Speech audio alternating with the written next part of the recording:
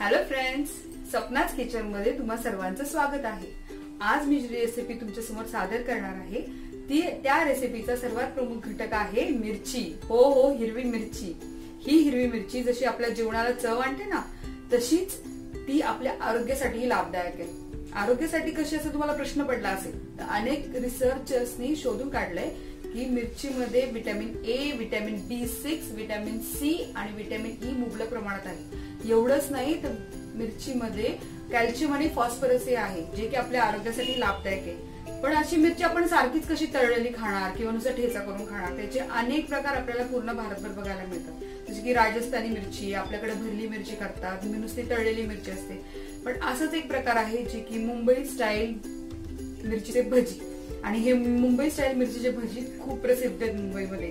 याला popular street food सुद्धा म्हणतात। आणि मिरची किंवा भजीवाले किंवा वडापाववाले काय करतात की ते भजी सोबत किंवा वडापाव सोबत ही मिरची आपल्याला खायला देतात। पण ही मिरची आता फक्त मुंबईपुरती मर्यादित न राहता पूर्ण भारतामध्ये प्रसिद्ध झालेली आहे। तर ही मिरची भजी कशी करायची ते आज आपण इथे पाहणार आहोत। मिरची भजी करण्यासाठी लागणार साहित्य आहे, आपण इथे मिरच्या घेतल्या, मी साधारण 8 ते 10 मिरच्या घेतल्या आहेत। पण जर तुम्हाला अशा लांब मिरच्या नाही मिळाल्या तरी तुम्ही आपल्या घरी असणाऱ्या साध्या मिरच्या वापरल्या तरी चालणार आहे। 1 चिमूटभर सोडा घेतलाय, इथे मी 1/4 टीस्पून जिरं आणि ओवा कुटून घेतलेला आहे, 1/2 टीस्पून मीठ घेतलंय, 1 कप स्टँडर्ड साइड कप मी इथे बेसन पीठ घेतलं आहे आणि तेल। एवढ्या साहित्यामध्ये आपण आपली मुंबई स्टाईल मिरची भजी करणार आहोत। भजी करण्याच्या आधी सुरुवातीला आपल्याला असे मिरचीला काप देऊन घ्यायचे आहे। आपण हा देठ इथून काढणार नाही, हा देठ असाच ठेवायचा आहे। किंवा आणखीन एक प्रकार आपल्याला करता येतो, तो म्हणजे मिरची पूर्णपणे कापून घ्यायची आहे, त्याचे 2 भाग करायचे। असे 2 भागामध्ये मिरची विभागून घ्यायची आहे आणि असे 2 भागात मिरची विभागून घ्यायची किंवा मग असे काप देऊन घ्यायचे। चला आता आपण सगळ्या मिरच्यांना आता काप देऊन घेऊया। याच्यामुळे बेसन आत छान मुरतं आणि मिरचीची चवही खूप छान लागते। तुम्ही पण तुमच्या घरच्या मिरच्यांना असेच काप देऊन ठेवा, त्यामुळे मिरच्या खूप चवीला छान लागतात, स्वादिष्ट होतात। तोपर्यंत आपण जोपर्यंत मिरचीला काप देतोय तोवर एक साधारण अर्धा लिटर तेल कढईत टाकून तापवत ठेवायचे।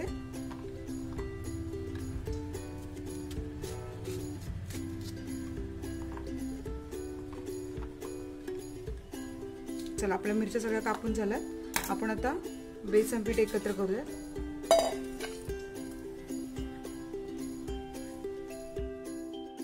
या बेसन पिठाला आपण एका भांड्यात घेतले बॅटर तयार करण्यासाठी, आणि याच्यामध्ये आपण मीठ टाकणार आहे। आपण 1/2 टीस्पून मीठ घेतलं होतं। आता आपण 1/4 टीस्पून ओवा आणि जिरं कुटून घेतलं ते टाकलंय।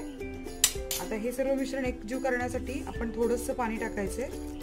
पाणी टाकलं, एकदम पाणी टाकायचं नाहीये, मिश्रण सावकाश ढवळून घ्यायचंय, एकजीव करायचंय।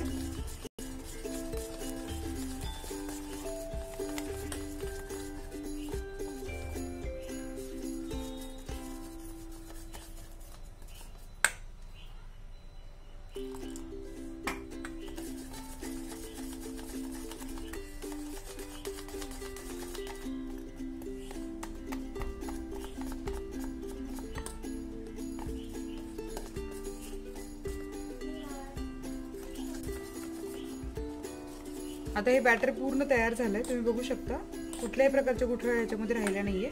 आता सर्वात शेवटी आपण 1 चिमूटभर जो सोडा घेतला होता आपण त्यात टाकायचा आणि व्यवस्थित एकजीव करायचे। आता याच्यामध्ये मिरची टाकून द्यायची आणि आपण आता हे तळायला घेऊया। मिरची चांगली मी कोट करून घेतेय आणि आपण ह्या मिरच्या तळायला टाकूया।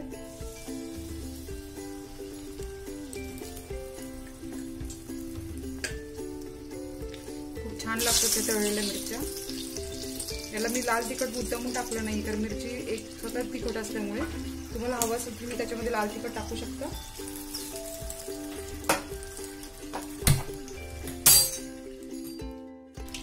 आपल्याला मिरच्या तळताना आधी आपण कट दिला होता। कट देणं का गरजेचं आहे माहिती का? जर मिरच्यांना कट नाही दिला किंवा मिरच्यामध्ये नाही कापल्या तर त्या तळताना फुटू शकतात आणि तेल अंगावर उडू शकतं। त्यामुळे आपण आधी सर्वात प्रथम मिरच्यांना कट द्यायचा किंवा मिरच्या अर्ध्या करून घ्यायच्या आणि व्यवस्थित बॅटर मध्ये डीप करून छान तळून घ्यायच्या.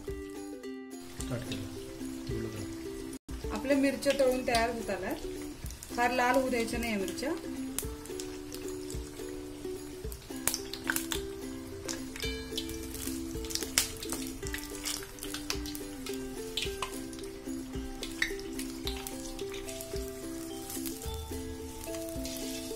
काढून घेऊया. हे तुम्ही पाहू शकता आईने मिरचीचे भजी तयार केले आहेत आणि हे खूप सुंदर लागतात. हे मुंबईमध्ये वडापाव सोबत खायला देतात आणि हे तुम्ही पाहू शकता किती सुंदर दिसतंय आणि खायला पण चटकदार आहे. तुमच्या घरी जेव्हा वडापावचा प्लॅन असेल किंवा भजीचा प्लॅन असेल तेव्हा हे नक्की करून पहा, तुम्हाला खूप आवडेल. हा व्हिडिओ जर तुम्हाला आवडला असेल तर या व्हिडिओला लाईक करा, तुमच्या मित्रमैत्रिणींना शेअर करा.